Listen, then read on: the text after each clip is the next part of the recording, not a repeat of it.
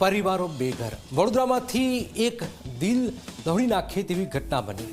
Waghodia Dabhoi ring road વિસ્તારમાં આવેલા અંબિકાધામ ફ્લેટ્સમાં ભયાનક દુર્ઘટના સર્જાઈ છે।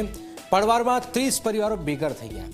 માત્ર 25 વર્ષ જૂના ફ્લેટનો સ્લેબ ધરાશય થયો। અફરાતફરી મચી। ત્યારે આ પરિવારો કેમ બેઘર થયા છે, શું થયું છે, આવું જોઈએ, જાણીએ, સમજીએ।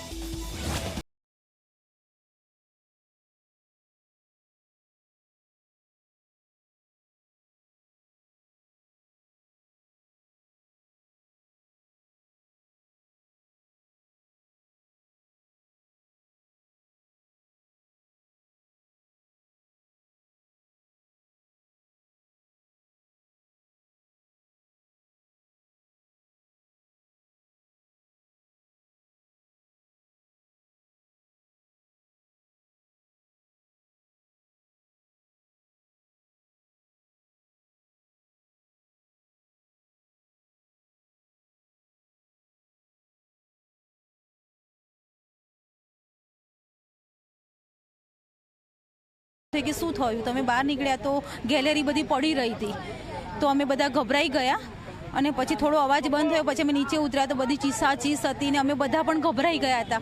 અમે ફેર્યા કપડે બહાર નીકળી ગયા છે, અમારી પાસે ચપ્પલ બી નહોતા, કશું ઘરમાંથી લેવા પણ નથી રહ્યા અને અત્યારે રોડ પર બેઠા છે। અમારી હાલત બહુ જ ખરાબ છે। અત્યારે અમને ખાવા પીવાનું કંઈક બહારથી કોઈ આજુબાજુની સોસાયટીથી આપી જાય તો અમે જમીએ છીએ, ને તો જમવાની બી પ્રોબ્લેમ જ છે અમે અત્યારે।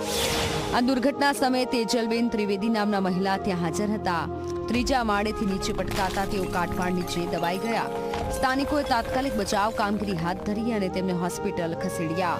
હાલ તેમની હાલત નાજુક હોવાનું જાણવા મળ્યું છે।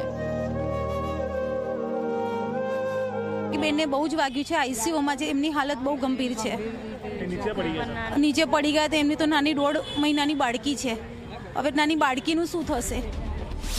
તો આ બિલ્ડિંગમાં રહેતા 30 જેટલા પરિવારોને રાતોરાત ઘર છોડવાની ફરજ પડી છે। માથેથી છત છીનવાઈ જતા લોકો રસ્તા પર આવી ગયા છે। હતા તો ફાયર બ્રિગેડ વાળા આવ્યા, એ લોકો ઉતાર્યા અમારા ઘરેથી 4 માણસ હતા। એમ બાબુ હતો, નાના છોકરાની છોકરી હતી, મેં શાંતિ વ્યવસ્થિત ઉતાર્યા, એ લોકો મદદ કરી કાલે એમના માટે ખાલી જ કરાવી પડશે, કરશે ને તો જ ને, કારણ કે ઉપર જવાનું તો છે ને, રહેવાય ને, ઘર બહાર વગરના છે, બધા અહીં જ ફેરે છે। અમે અમારી બધાની માગણી એ છે કે હવે અત્યારે છે બધાની પરિસ્થિતિ એવી છે, બરાબર સાહેબ, એટલે અમારા મકાનનું કંઈ વ્યવસ્થા કરીએ તો સારું છે। બીજું હું ફક્ત રહેવાસીઓ જ નહીં, નીચે આવેલી દુકાનો પણ બંધ થઈ ગઈ છે।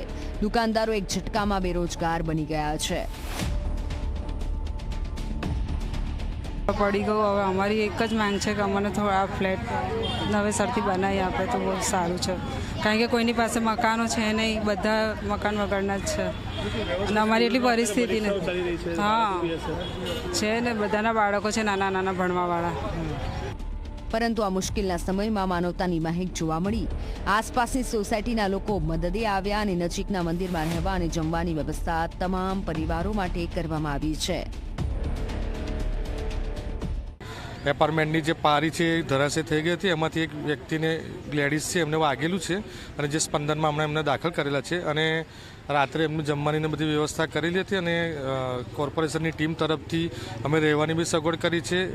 જમવાનું બી અમને અમારા તરફથી પૂરતી જેટલી એમનું મદદ થશે એટલું અમારી પાર્ટી તરફથી અમારા ધારાસભ્ય સિંહબેન સૂચના આપી છે અને અત્યારે એમના ફાયર બ્રિગેડને બોલાવીને એમની જે લોકોની જરૂરિયાત ચીજ વસ્તુઓ છે એની જેટલી નીકળશે એટલી બહાર કાઢવા માટે મદદ કરીશું। તો વિપક્ષી આ સમગ્ર ઘટના પર મહાનગરપાલિકાના અધિકારીઓ અને ભ્રષ્ટ બિલ્ડર સામે સવાલ ઉઠાવ્યા છે। એટલે કામ હાવ નીચલી કક્ષાનું કામ કરેલું છે એટલે આ બિલ્ડિંગ પડી ગઈ। સદભાગે કોઈનું જાનહાનિ નહીં થઈ, એક જણને વાગ્યું છે, પણ જો વધારે કોલેપ્સ થઈ હોત તો લોકોની શું હાલત થઈ હોત। એટલા બધા ઘરો ખાલી પડેલા છે આવાસ યોજનાના, એમાં તારે શિફ્ટ કરી દે। તો આ દુર્ઘટનાએ અનેક સવાલ ઉભા કર્યા છે। બિલ્ડિંગની ગુણવત્તા અને તંત્રની કામગીરી પર સવાલ ઉભા થયા છે। ત્યારે હવે એ જોવાનું રહેશે કે વડોદરા મહાનગરપાલિકા બેઘર પરિવારોને તાત્કાલિક મદદ કરે છે કે નહીં, કે પછી આ મુદ્દો ફક્ત કાગળ પર જ સીમિત રહી જાય છે। રવિ અગ્રવાલ, ઝી મીડિયા, વડોદરા।